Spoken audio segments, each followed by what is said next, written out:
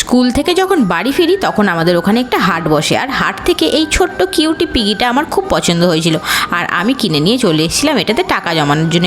আর সেরকম পরিমাণে আমি টাকাও জমিয়েছিলাম, খুচরো নোট যাই হাতে পেতাম না কেন সব কিছু এর মধ্যে দিয়ে দিতাম। মানে আমাকে দেব যাই খরচা করতে দিত না, আমি যতটা প্রয়োজন হতো ততটাই খরচা করতাম, বাদ বাকি সব কিছু এখানেই জমাতাম। আর জমাতে জমাতে আজকে দেখো কতটা টাকা হয়ে গেছে। এটা যখন পুরো ভর্তি হয়ে গেছে তখন দেবকে বললাম চলো আজকে এটাকে কাটা যাক। তো এটা কোনো কিন্তু খোলার সিস্টেম ছিল না, তাই জন্য এটাকে নিচ থেকে কাটতেই হয়েছিল।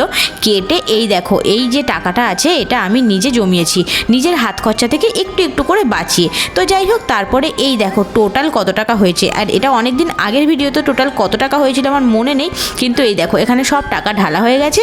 আর আমি বসে গেছিলাম এটা সব গুনতে, আর গোনা গোনা হয়ে গেল। তারপরে আমাদের এখানে সব কিছু আলাদা হয়ে গেছিলো, আর আলাদার পর আমরা এখানে গুনছিলাম খুচরো টাকা। কেউ কি বলতে পারবে এখানে কত টাকা আমি জমিয়েছিলাম?